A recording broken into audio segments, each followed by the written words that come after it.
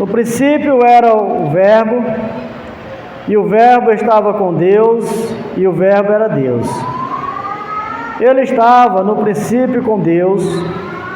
Todas as coisas foram feitas por intermédio dele, e sem ele nada do que foi feito se fez.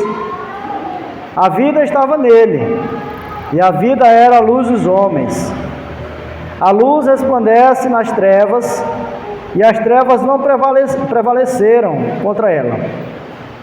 Houve um homem enviado por Deus, cujo nome era João. Este veio como testemunha, para que testificasse a respeito da luz, a fim de que todos virem a crer por intermédio dele. Ele não era a luz, mas veio para que testificasse da luz, a saber, a verdadeira luz, que vindo ao mundo ilumina todo homem. O Verbo estava no mundo, o mundo foi feito por intermédio dele, mas o mundo não o conheceu. Veio para o que era seu, e os seus não o receberam. Mas a todos quanto o receberam, deu-lhes o poder de serem feitos filhos de Deus, a saber os que creem no seu nome, os quais não nasceram do sangue, nem da vontade da carne, nem da vontade do homem, mas de Deus. Amém. Bem,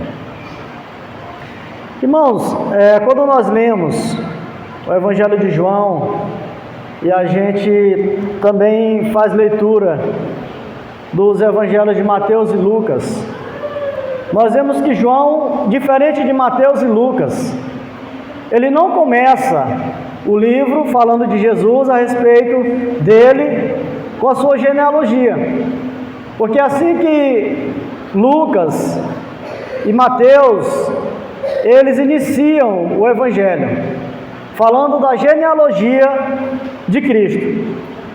Isso João não fez por quê? Porque o seu propósito é apresentar Jesus como Deus. E como Deus, Jesus, ele não tem genealogia. Então ele começa apresentando. Ele apresenta Deus, ou Jesus como Deus. Quem é Jesus?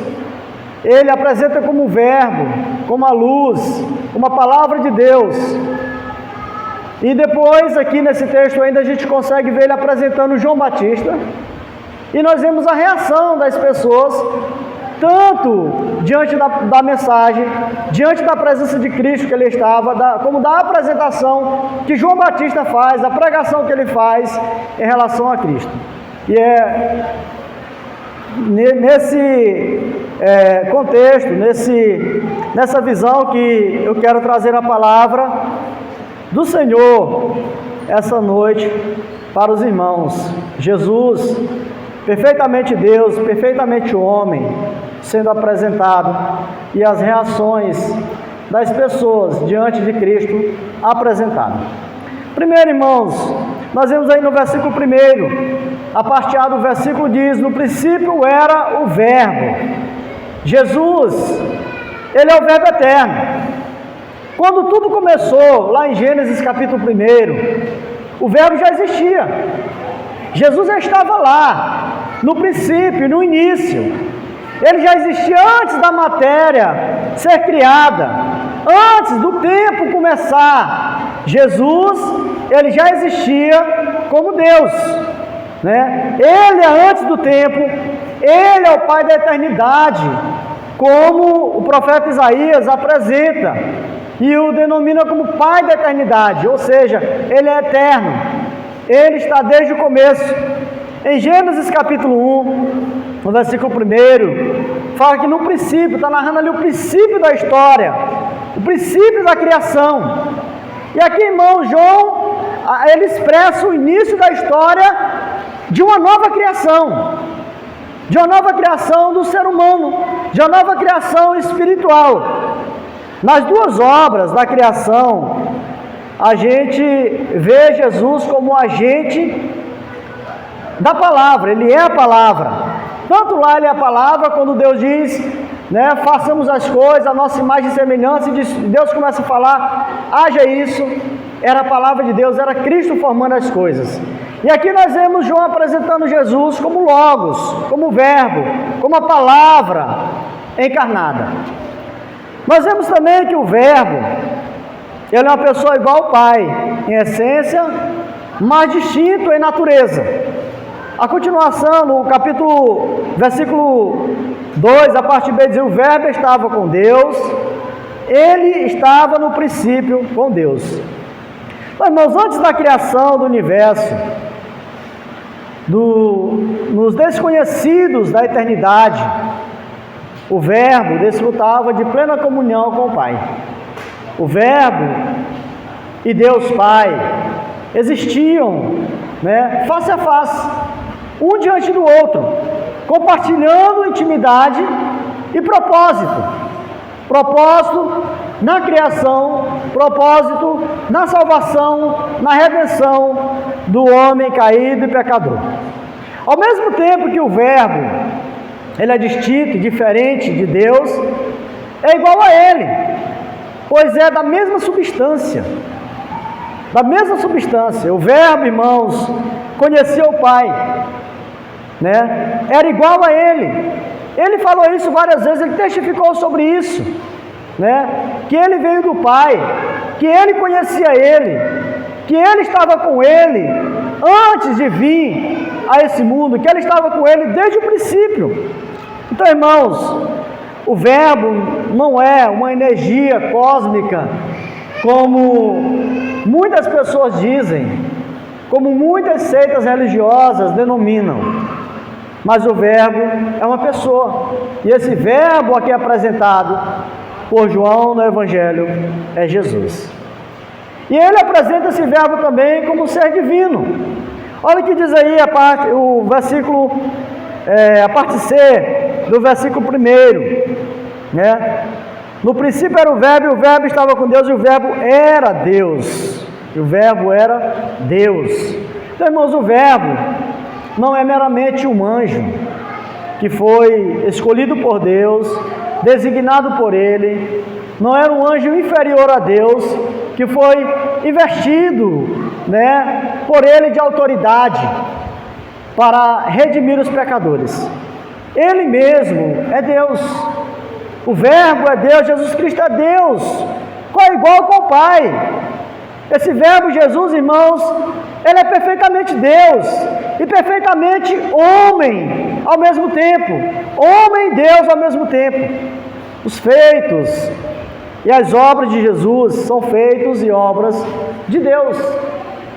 Quando nós lemos as Escrituras, olhamos Cristo em ação, as obras dele são obras de Deus. De curar, de restaurar, de ressuscitar, de dar vida, de dar ordem à criação, à natureza, ao vento. A obra de Jesus é a obra divina. Tanto é que as pessoas se admiravam em vários momentos, se admiravam, e muitas vezes era questionado pelos fariseus, dizendo: somente Deus pode perdoar pecados. E Ele perdoava exatamente por isso, porque Ele é Deus. Ele é Deus. E nós vemos, irmãos, também que o Verbo, ele é criador. E ele é apresentado aqui como um criador também. No versículo 3, diz aí o texto: todas as coisas foram feitas por intermédio dele, e sem ele nada do que foi feito se fez. Então João começa aqui apresentando Jesus como o Verbo eterno, que estava com Deus, como o Verbo, que é igual a Deus, e ele apresenta Jesus como o Verbo criador, como Deus criador. O Verbo, irmãos, ele não é a parte do mundo. Jesus, ele não é a parte da criação. Pelo contrário, ele não começou a existir, no tempo, mas pelo contrário, o Verbo estava com Deus na eternidade, antes do tempo, porque esse Verbo, Jesus, ele é Deus.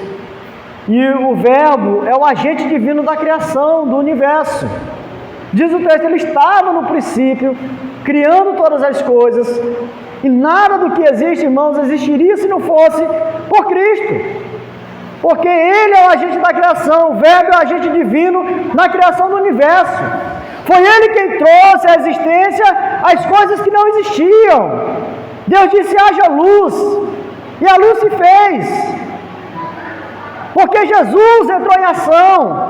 O Verbo é a palavra criadora de Deus, por meio de quem todas as coisas, como é dito aqui, foram feitas, tanto as visíveis quanto as invisíveis, tanto as terrenas quanto as celestiais.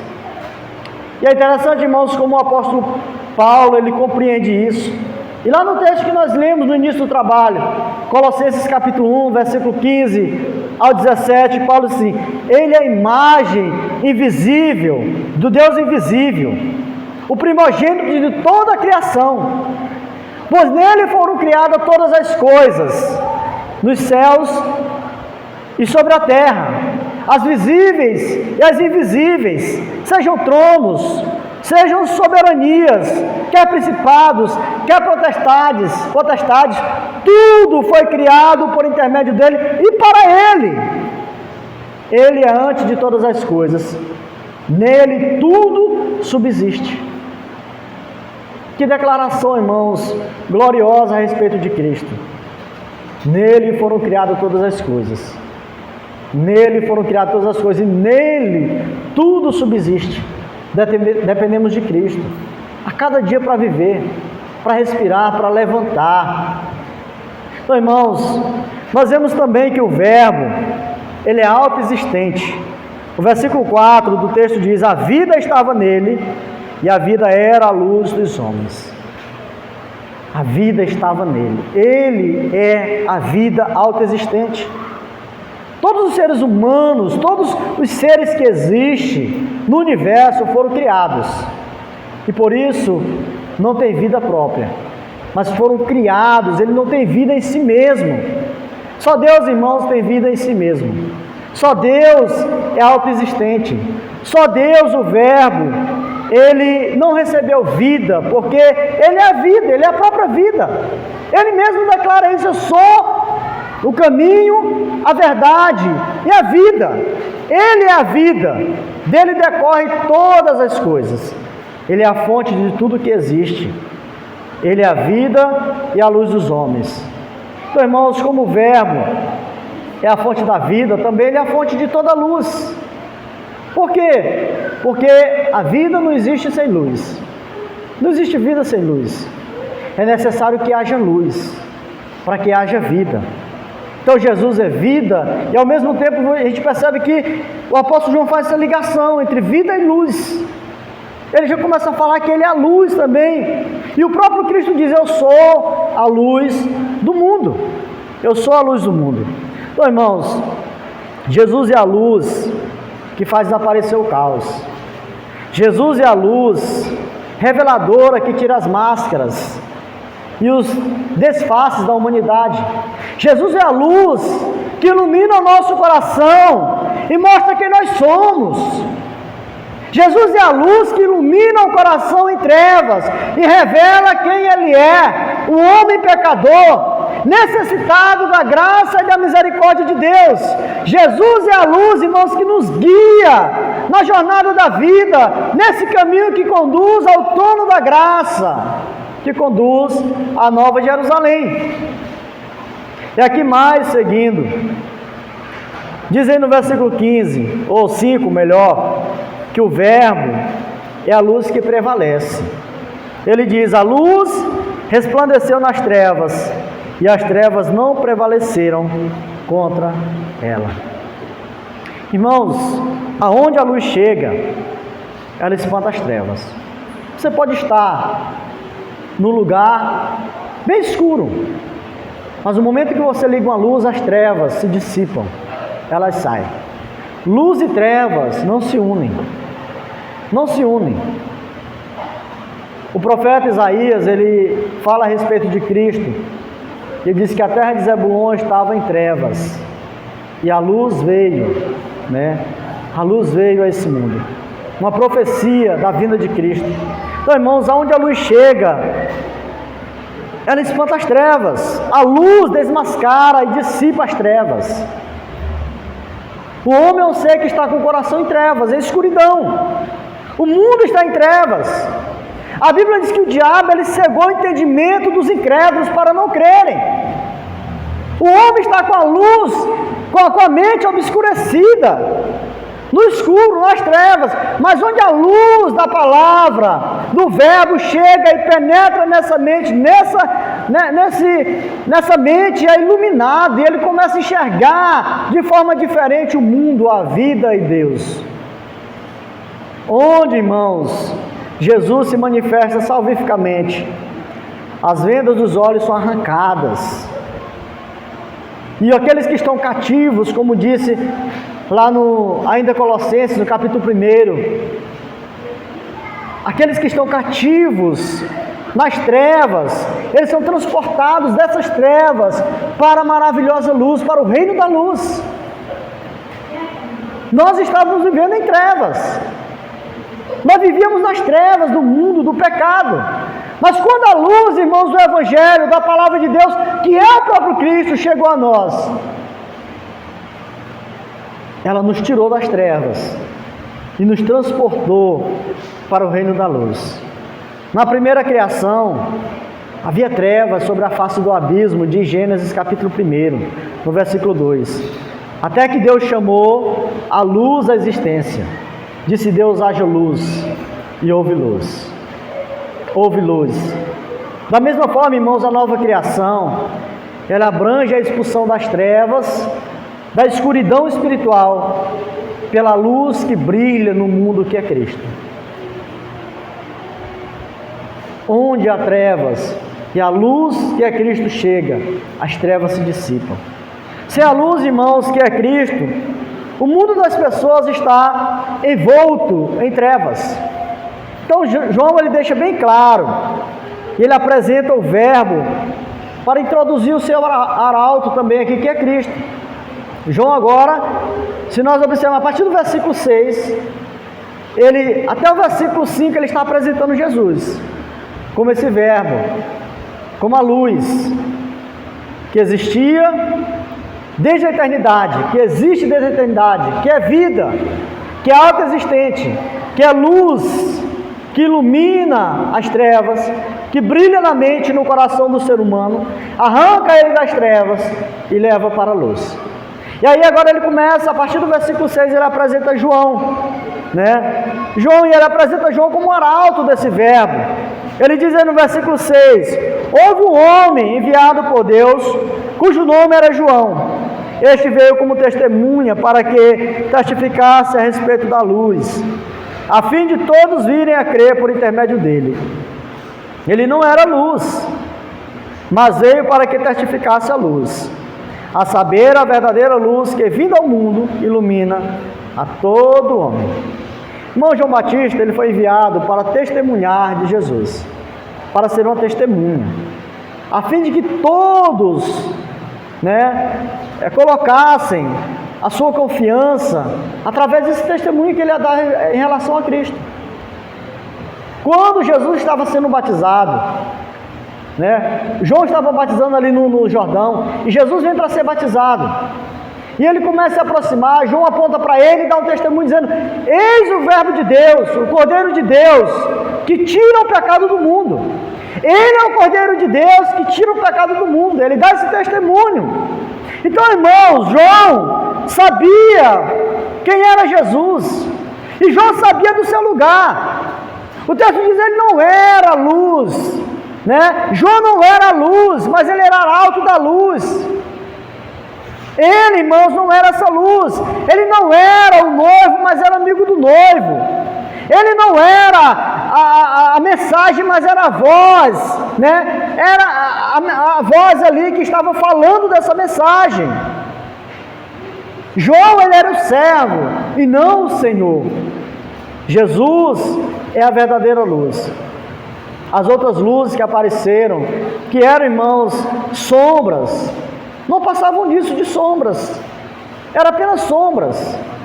Todo o Velho Testamento há brilhos de luz a respeito da vinda de Cristo, da pessoa de Cristo, mas eram apenas sombras, que apontavam para algo maior que viria, que era Cristo, a luz que ilumina A todo mundo. Então, irmãos, são várias testemunhas. A mulher samaritana deu testemunha a respeito de Cristo, né? As obras de Jesus testemunhavam que Ele era. Eles olham, se vocês não querem crer pelo menos nas obras que eu faço. As obras testemunhavam de que Ele era Deus, porque as obras de Cristo eram obras de Deus. Quem, irmãos, entre nós humanos tem o poder para falar a uma tempestade, acalma-te? Quem de nós tem o poder de dizer a um morto por conta da palavra, levanta-te? Quem de nós temos o poder para tirar alguém da sepultura? Então, as obras de Jesus, irmãos, ela testemunha de que Ele é Deus. O Antigo Testamento testemunhava a respeito dEle. A multidão testemunhava, a multidão dos que creram. O Espírito Santo testemunhou a respeito dEle. Os apóstolos eram testemunhas de Jesus. Todos estes dão testemunho de Jesus. E Ele próprio dá testemunho dEle mesmo, da verdade, em conjunção com o Pai. Ele falava a respeito dEle mesmo. Então, todo esse testemunho, irmão, foi dado com o propósito de quê? De promover a fé em Jesus. Todo o testemunho de João Batista, da mulher samaritana, do Velho Testamento, do Espírito Santo, testemunho das obras, era para quê? Para gerar fé no coração do homem pecador. Para crer em Jesus, para receber Jesus em sua vida. Esse é o objetivo com o qual esse evangelho também é escrito. No capítulo 20, versículo 31, João fala que o evangelho foi escrito para que as pessoas creiam em Jesus. Esse é o objetivo dele escrever o evangelho, para que as pessoas creiam em Jesus Cristo. E por isso ele começa apresentando Jesus como o Verbo eterno, como Deus. E as pessoas creem em Cristo como Deus. Então, irmão, João, ele anuncia Jesus como a luz verdadeira, que alumia todo o homem, como está no versículo 9. Cristo é a luz em cuja a radiância, irmãos, as demais luzes parecem dissiparem, parece ser nada. Somente Ele pode tornar claro a cada indivíduo o significado e o propósito da sua vida. Somente Ele. Cristo é para a alma dos seres humanos o que o sol é para o mundo. Irmão, se não existisse a luz do sol, não existia vida. Não existia vida. O sol, ele traz luz, ele aquece. O sol, ele traz, irmãos, aquilo que é necessário para a sobrevivência humana, animal e vegetal. Todos dependem da luz do sol. Então, irmãos, Jesus, ele é a mesma coisa, é um pouco parecido, só que ele é muito além do sol, porque ele que criou o sol. Ele é o centro, ele é a fonte de toda a luz espiritual.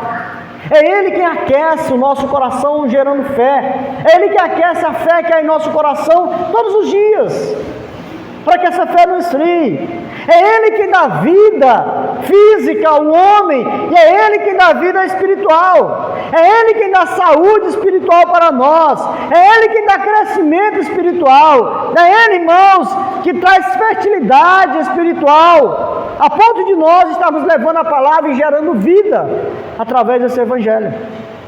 Então, como o sol, ele brilha para o benefício de toda a humanidade. O sol brilha em todo o mundo, em toda parte do mundo o sol brilha. Nesse momento aqui que está escuro, aqui nessa parte do hemisfério, do outro lado do hemisfério está a luz do sol, dando vida, mantendo vida ali para aquelas pessoas que estão do outro lado do hemisfério, coisa que nós recebemos hoje. Então, irmãos, o sol, ele brilha para o benefício de toda a humanidade, para grandes e pequenos, para ricos e pobres, para judeus e gentios. Assim também é Jesus. Jesus, irmãos, é salvação para grandes e pequenos. Jesus é salvação para ricos e pobres. Jesus é salvação para judeus e para gentios. Todos podem olhar para Ele e receber livremente essa luz que traz vida. Jesus é a luz genuína que veio alumiar esclarecer a humanidade. Jesus é a única luz genuína, a luz verdadeira, que guia as pessoas em seu caminho. E aí depois que nós vemos aqui João, ele apresenta Jesus como verbo, como a luz, como a vida, a fonte da vida, o mantenedor da vida. Ele apresenta João como testemunha, que veio testemunhar a respeito dessa luz. Ele não era a luz, mas ele testemunhar, dar testemunho, anunciar a chegada do Messias.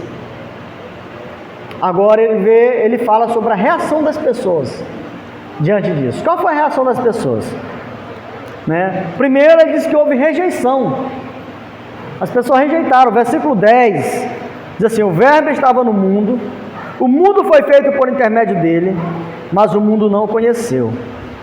Veio para o que era seu, e os seus não receberam. Ele está dizendo, ele estava no mundo, o mundo que ele criou. Então, irmãos, Cristo estava no mundo, invisível, o mundo que até então Cristo era invisível para esse mundo, agora ele se torna visível. O mundo que Cristo estava, antes do mundo ser feito, ele já estava lá, já existia muito antes. Ele estava desde o começo, reinando, ordenando o mundo, governando esse mundo e toda a criação. Ele é antes de todas as coisas, como diz o texto. Ele deu vida a todas as criaturas, deu chuva do céu, as estações frutíferas. Por ele todos os reis governaram, todas as nações se levantaram e caíram. Mesmo assim, as pessoas não o reconheceram e nem o honraram. A criação não reconheceu. Pelo contrário, o que o homem fez? Serviram a criatura em lugar de Criador. Ao invés de reconhecer esse Deus que antes da fundação do mundo estava lá, existia e criou todas as coisas com seu poder, e mantém, governa todas as coisas. Ele veio para esse mundo e o mundo desprezou. Antes o mundo serviu a criatura no lugar do Criador. Ele veio para os judeus, o povo escolhido, revelou a si mesmo pelos profetas. Ele veio para os judeus que liam o Antigo Testamento, que sabiam que da tipologia que havia naquelas coisas, na Arca da Aliança, na Arca de Noé, na nuvem, na rocha que brotava água, no maná. Em tudo ali, irmãos, havia a tipologia de Cristo. Eles sabiam, eles liam a Escritura. Eles sabiam, esperavam, professavam esperar a vinda de Cristo. E mesmo assim, quando ele veio, os judeus não receberam. Não o reconheceram como sendo Cristo, como sendo o Verbo de Deus encarnado. Ele o rejeitaram, desprezaram e o pregaram numa cruz. Jesus veio para o que era seu e os seus não o receberam. Embora presente, Jesus foi rejeitado. Embora onipotente, mostrando o seu poder, curando, ordenando, falando palavras poderosas, ressuscitando mortos, mas mesmo assim não foi reconhecido. Embora tenha amado o seu povo, foi por esse povo desprezado, rejeitado. Em um estilo majestoso, João, ele retrata o fato, o propósito e o resultado da vinda de Jesus ao mundo. O fato era, Jesus estava no mundo. O Verbo se fez carne e habitou entre nós. O propósito, ele veio para salvação. Ele veio para os seus, ele veio para o seu povo. E o resultado, os seus não o receberam. Então a oferta divina foi rejeitada. Imagine, irmãos, você dá uma coisa boa para alguém rejeita isso, desprezar isso. Deus entregou o melhor que ele tinha. Muita gente diz, o melhor de Deus está por vir. O melhor de Deus não está por vir. O melhor de Deus já veio. É Jesus o melhor de Deus. Deus deu o melhor. E as pessoas desprezaram, rejeitaram, desprezaram. Ainda hoje, Deus está ofertando. Jesus é a oferta da salvação. E muita gente está desprezando, rejeitando essa oferta. Então, irmãos, isso é uma tragédia. Uma tragédia.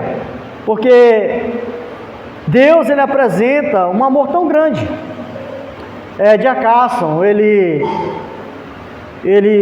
diz o seguinte: quando João nos diz que Deus amou o mundo, ele está fazendo referência aqui a João 3,16. Isso é um testemunho do caráter de Deus. E está longe de ser um endosso do mundo. O amor de Deus deve ser admirado, não porque o mundo é tão grande. Puxa, Deus amou o mundo inteiro, né? Não porque o mundo é tão grande, mas porque o mundo é tão mau. É aí que deve ser admirado o caráter de Deus, de amar um mundo tão mau como esse mundo. Amar um mundo tão incrédulo, tão duro como esse mundo. Tão maldoso como esse mundo. O mundo precisa de um Salvador. E esse Salvador é Cristo. É o Verbo que se fez carne. É a luz que veio a esse mundo. É a vida que veio. E aí nós vemos aqui, para a gente finalizar, a aceitação do Verbo. O Verbo que foi apresentado, o Verbo que se apresentou, que se fez carne, que veio. O Verbo que é apresentado, Jesus que se apresentou ali, em grande poder, em milagres, sinais, palavras. O Evangelho vivo, como a imagem do Deus invisível.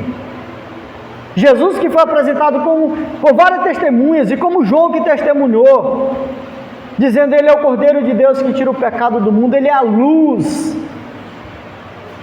Esse Jesus foi por uns rejeitado e por outros aceito. Versículo 12 diz assim: mas a todos quanto receberam, deu-lhes o poder de serem feitos filhos de Deus, a saber, os que creram em seu nome, os quais não nasceram do sangue, nem da vontade da carne, nem da vontade do homem, mas de Deus. Irmãos, a salvação, agora ela sai das fronteiras de Israel e se estende para o mundo inteiro. Israel desprezou. Israel rejeitou a Cristo. Então o Evangelho agora é anunciado a todo mundo. Essa é a ordem de Cristo. Ide por todo mundo, quem não crê será condenado. Pessoas de todas as tribos, raças e povos que receberam a Cristo, receberam o poder de se tornarem filhos de Deus, de serem feitas não apenas filhos de Abraão, como era a nação de Israel, descendentes de Abraão, filhos de Abraão, e era esse orgulho que eles tinham: nós somos filhos de Abraão. Mas aqui está dizendo: aqueles que receberam Cristo como Senhor e Salvador, eles se tornam filhos de Deus, algo muito maior do que Abraão, algo muito maior do que carregar o nome de Abraão, ou o sobrenome de Abraão, ou o orgulho de ser descendente de Abraão, mas é filho de Deus, o Todo-Poderoso, o Criador dos céus e da terra. Fazer parte da família de Deus. Esse poder, irmãos, é conferido não aos que se julgam merecedores por suas obras, mas por aqueles que creem no seu nome. Aqueles que creem no seu nome. E aí, quando nós olhamos essa fé de crer, a fé, ela é universal no seu escopo. Por quê? Porque é a todos os que creem, sem distinção. Todos, grandes e pequenos, ricos e pobres, brancos, índios, negros, todos. Essa fé, irmãos, ela oferece uma posição de suprema honra. Fazer parte da família de Deus, ser filho de Deus. As pessoas dizem: todo mundo é filho de Deus, todo mundo é criatura de Deus. A Bíblia deixa bem claro que filho de Deus é aqueles que creem por meio de Jesus Cristo. Todos aqueles que creem, deu-lhes o poder de serem feitos filhos de Deus, porque ele passa a fazer parte da família de Deus. Ele passa a ter o seu nome registrado no livro da vida, como filho de Deus. E a fé, irmãos, ela não opera pelos meios naturais, mas pela forma sobrenatural. Sobrenatural, está bem claro. Os quais não nasceram da carne, do sangue, nem da vontade da carne, nem da vontade do homem, mas de Deus. é algo que vem de Deus, é um nascer sobrenatural. Então, irmão, ser filho de Deus aqui significa muito mais do que simplesmente ser criado à imagem e semelhança de Deus. É ter um relacionamento íntimo, pessoal, é a gente poder chamar Deus de Pai, de Papai. É a gente saber que nós temos um Pai Celestial que cuida de nós. É saber que nós fazemos parte agora da família de Deus. Os homens não são, irmãos, por natureza, filhos de Deus, somente os que receberam a Cristo. Eles obtêm o direito de se tornarem filhos de Deus. Então fica patente que o nascimento na família de Deus é bem diferente do nascimento físico. O nascimento físico é diferente do nascimento espiritual. E é uma necessidade de todo ser humano nascer espiritualmente, tornar-se filho de Deus. O nascimento espiritual, irmãos, a entrada na família cujo pai é Deus, depende de fatores bem diferentes. A recepção pela fé daquele que enviou, é por meio de crer, de receber Jesus Cristo, aquele que foi enviado por Deus pelo Pai. Então o texto em apreço enfatiza que nenhuma agência humana é responsável por semelhante nascimento e nem pode ser. Portanto, irmãos, eu quero deixar como aplicação aqui que nós continuamos crendo em Jesus como Deus. Ele é Deus. Ele é Deus, é o Verbo encarnado, Ele é a exata expressão de Deus. Esse é o testemunho que a Bíblia dá de Cristo, Ele é a exata expressão do Pai. O próprio Jesus, Ele falou isso. Eu e o Pai somos um. Quem vê a mim, vê o Pai. Que nós possamos, irmãos, crer e nos refugiar nessa luz. Crer que somente nele nós podemos ter vida, porque Ele é o caminho, a verdade e a vida.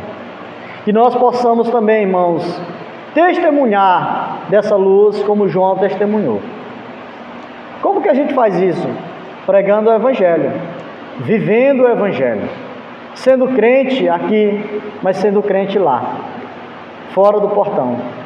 Sendo crente aqui, mas sendo crente lá na escola, lá no trabalho, onde nós estivermos, testemunhar com a nossa vida e proclamar com a nossa voz.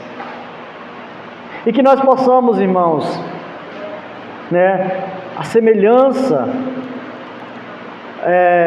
não a semelhança dos judeus, negar a Cristo, mas receber a Ele, receber a Jesus Cristo, porque somente crendo em Cristo é que a vida eterna, é que nós podemos fazer parte da família de Deus.